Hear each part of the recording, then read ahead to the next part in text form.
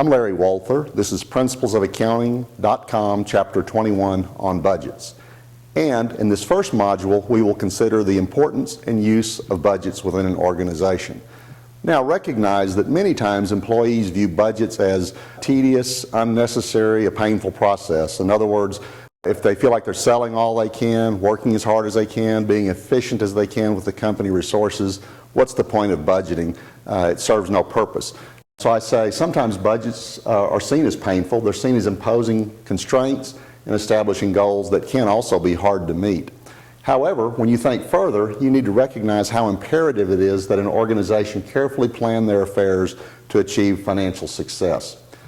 So a formal definition of a budget simply is that a budget is a detailed financial plan that quantifies future expectations and actions relative to acquiring and using resources. It's a fairly deep definition, looking closely. A detailed financial plan quantifying expectations and actions relative to acquiring and using resources. It defines the pathway to the future for the organization. In a small organization, formal budgets are actually quite rare. The owner or manager may actually maintain a mental budget in their mind. They know a lot about the business, what they seek to achieve, what the available resource pool is with regard to that, and what the constraints facing the organization are. When things don't go well, the owner or manager can usually adapt on the fly. They can take up the slack by not taking a paycheck or engaging in some other rapidly adapting strategy to react to changing circumstances. That's a little harder to do, obviously, in a large organization. Many small businesses ultimately fail, however, because they failed to plan, they're undercapitalized, or have insufficient resources to sustain operations. If you talk to people who have had business failures, small business failures, at the end of the day, I think they realize some of the mistakes they made could have been anticipated. They wish they had planned better. They had done some formal financial planning in advance of even going into the business. It can reveal business plans that are not practical, unachievable, and also identify areas of risk that can be planned to be avoided. Therefore, without a budget, an organization can become ineffective and inefficient.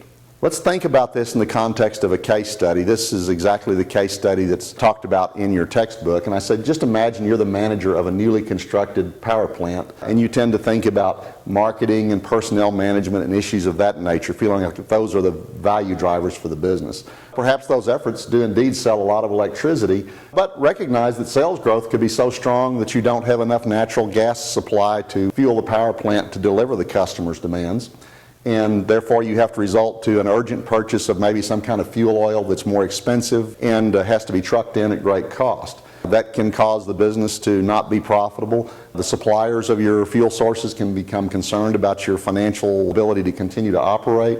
They may apply tightened credit terms that further exacerbate the credit crunch the company is facing. You may find it necessary to reduce the workforce. And so overall, simply the failure to plan and performance in terms of sales has caused an unanticipated problem. Normally you think of those increased sales as driving success, not failure. Now, a good plan would have prevented this from happening. With a plan, studies would have been performed to determine the most efficient levels of operation. Those expected sales could be translated into a schedule of expected delivery of electricity. Long-term contracts could be negotiated for the necessary supplies. Staffing plans would be developed that optimize efficiency within the organization. Contingency plans could be put in place for unexpected scenarios, and indeed a line of credit could be established in advance with a bank based upon the budgeted outcomes so that you wouldn't have a credit crunch at any particular point in time. That paints an entirely different picture. It points to the need or necessity for proper financial planning. It's important that individuals act consistent with the plan. A plan gives a goal or an operational strategy that the entire team can work toward. It gives a tool for the manager to monitor operations and take corrective actions when there are deviations from the plan. There are many benefits from budgeting. Specifically, they translate general plans into specific action-oriented goals and objectives. They provide a mechanism for identifying and focusing departments on particular plans. And they also introduce the concept of responsibility accounting.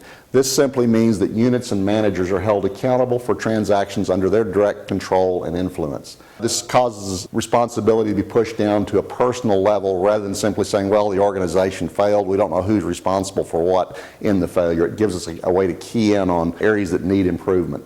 It aids managers in backing overall plans that maximize results for the entire entity. It also identifies constraints and bottlenecks within the organization. So, in closing, what I would suggest is, despite the perception that budgets are perhaps unnecessary or a painful or tedious process, what I would like you to think about is the necessity of those in managing an organization to scale and proper operational efficiency. As you go forward in this chapter and look at additional modules, be sure and keep in mind some of it becomes rather mechanically tedious, spreadsheets and data movement. Keep in mind, don't forget, in other words, the organizational objective for the whole budgeting process. It's necessary for business success.